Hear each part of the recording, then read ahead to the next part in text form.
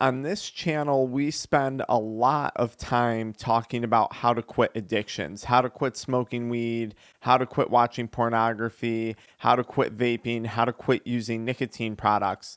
But really, the premise behind this movement, this company that I started, Addiction Mindset Recovery Coaching, isn't only about helping people quit, but it's even more so about what you're going to do after you quit smoking weed, after you quit vaping, after you quit watching porn, after you quit drinking alcohol. Because we always say this here on the channel, it's not about what you're giving up when you're quitting an addiction. It's about what you're gaining back in life. And I think there's 5 categories or 5 things that you can really start to focus on when you quit. I put these in an order that I think is really important. I listed these from like most important to, I don't want to say least important, but where I started to where I finished. And I'll be curious to know if you guys agree or disagree at the end of this video. So the first thing I think you can get to working on after you quit an addiction is a passion or a hobby that you have. And I'm not necessarily talking about your job unless your job is something that you're very passionate about.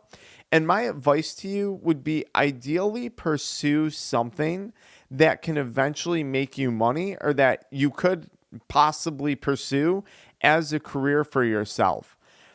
For me, realistically, I got back into exercising. I got back into eating healthy. Those were things that I used to be passionate about before I started to struggle with addiction. But even more so, I picked up a microphone, I picked up my phone, I picked up a camera. I was always really interested in social media.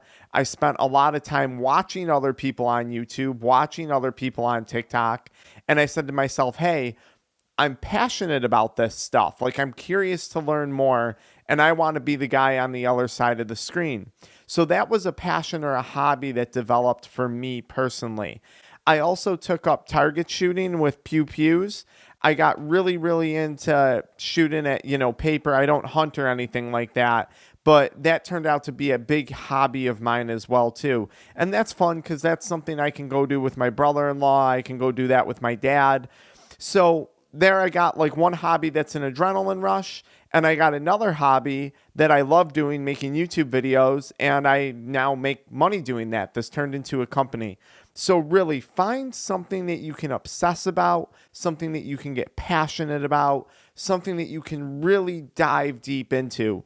And I think this is so important when you're quitting smoking or quitting an addiction, because you're going to have a lot of free time on your hands, and you have to fill that time with something. And remember, guys, you might not jump into something right away because for a long time, you've just been passionate about nicotine or weed or alcohol or whatever, pornography. So it might take a little bit for you to get going. That's completely normal. But list some things below in the comments. What are you guys passionate about? What have you been getting more and more into? I'm curious to hear. The second thing that I would recommend focusing on is your financial health after you quit smoking. And I highly recommend checking out the books, 2 books, the Boglehead's 3-Fund Portfolio Guide, and then the other book by Jeffrey C. Bogle, his Guide to Investing. These books talk a lot about using conservative, and I don't even want to say conservative, but index funds, investing into index funds in the stock market to set up for your retirement, to set up for your future. Guys, the reality is when we're stuck in addiction, we don't respect our money, right? We're wasting our money on things. And when we quit, I think we learn to respect our time and our hobbies and our passions. And I think we also can learn how to respect our money. And when you start to respect your money, not to sound like some guru BS stuff, but your money really does start to work for you. And one of the ways you can do that is by investing. So I recommend checking out these 2 books. Personally, I also downloaded a subscription to The Motley Fool. This isn't a plug. I don't have a link for you for them or anything, but they give like stock recommendations. It was $79 for the first year. So far, so good. And I have like the Robinhood Premium, which is like $5, which gives you a month, which gives you some other access to like learning about stocks and stuff like that. Now, guys, stocks and learning about retirement isn't the only thing that I do. Obviously, I picked a passion, right? Helping other people quit addictions that also makes me money, right? I make money through our group coaching classes, our one-on-one coaching. I make money being monetized through YouTube. So start to pay attention to your finances. How can you start to be smarter with your money? Do you need to work on a retirement? Do you need to work on starting a business? Do you just simply need to start with a savings account? If you're starting from scratch, kind of like I was, and I wasn't from scratch, I was definitely doing okay. But if you're starting, like crap, I don't have a savings account, maybe just start there. Maybe your goal is just to save $50 a week and maybe you invest $10 a week. Start learning, download the Yahoo Finance app. Start reading about things. And guys, I know I'm kind of ranting about stocks a little bit, but find things that you're passionate about. There might be, maybe you're really into technology companies. Maybe you're really into healthcare companies. Maybe you know something that the general public doesn't know. Find those trends and follow them and watch them and see what's going on in those trends. But start to take care of yourself financially. Now, the third thing that I recommend you start to work on is your mental health. And hopefully you've been doing this throughout the whole time that you were quitting an addiction. Chances are you have. And I put that third because I think it's going to be really hard to work on your mental health if you don't have some level of financial stability and if you don't have something that you're passionate about or a hobby. So obviously mental health is like of top priority, but I think it's really, really hard to feel good mentally if you don't feel good financially or if you don't feel like a feeling of fulfillment in your day-to-day tasks, in your day-to-day life. Mental health, a big thing for me, guys, was I still continue to pursue talk therapy, okay? Psychologist, right? Working with someone. That's a great thing for a lot of people. A faith-based approach is a really good thing that helps with their mental health. Whatever it is that you want to pursue, but really take the time to take care of yourself mentally. There's 2 books that I recommend. One of them is this book here by the Navy SEAL. I put it in the split screen. Great book on building a mindset, a state of mental toughness. And then another great book that I recommend checking out is Why Zebras Don't Get Ulcers. This is an excellent book when it comes to managing and dealing with anxiety disorders, which was something that I struggled with, especially while I was quitting an addiction. And this brings me to another point about mental health. One of the big things I started to do, guys, when I quit, and this is kind of like an added bonus before I tell you things 4 and 5 to work on, was I started to read a lot more. And not in like some weird way, just I downloaded Audible. And when I started exercising more, instead of listening to music, I would listen to books. I listened to books on building a YouTube channel. I listened to books on mental health and how to get tougher, how to cope better. I listen to books on exercise and nutrition. So I kind of have these 4 or 5, I listen to a lot of self-help books. So I got these 4 or 5 different categories of books that I'll listen to on Audible.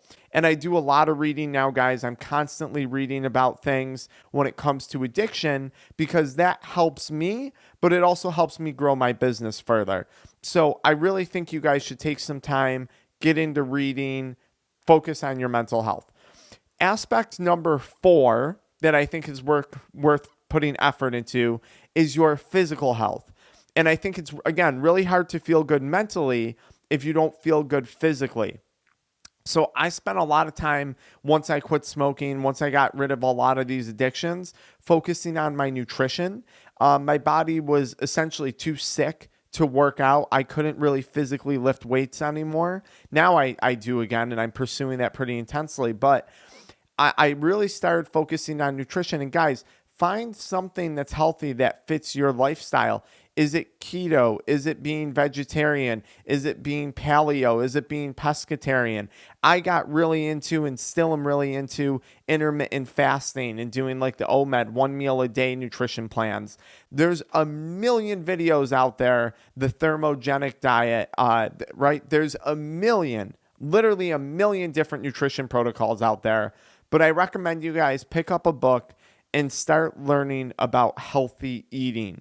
because if you eat healthier foods, and I'm going to make more videos on this actually, because a lot of people struggling with addiction, I think we lose our nutrition in the process.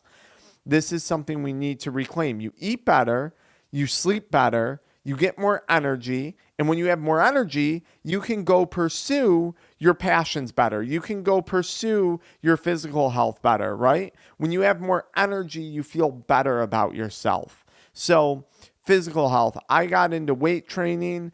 I think yoga was an incredible thing to get into. And guys, you can find all these videos right here on YouTube. You can find yoga videos. You can find strength training videos.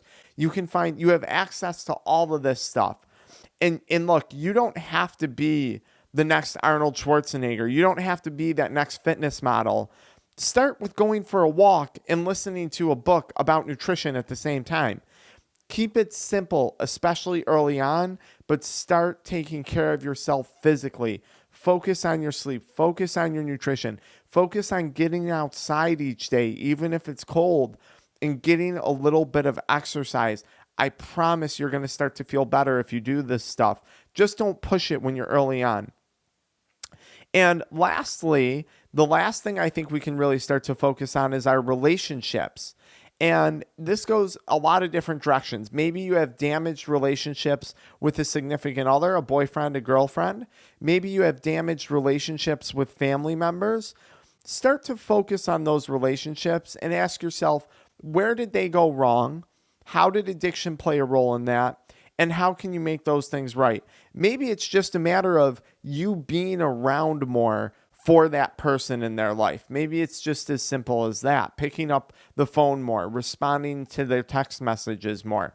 Now, maybe you go a little bit deeper and you're saying, okay, I want to actually pursue a relationship with someone, and I'm going to make a whole separate series of videos on dating when you're, getting sober, not smoking weed anymore, not drinking, because it is a complicated topic.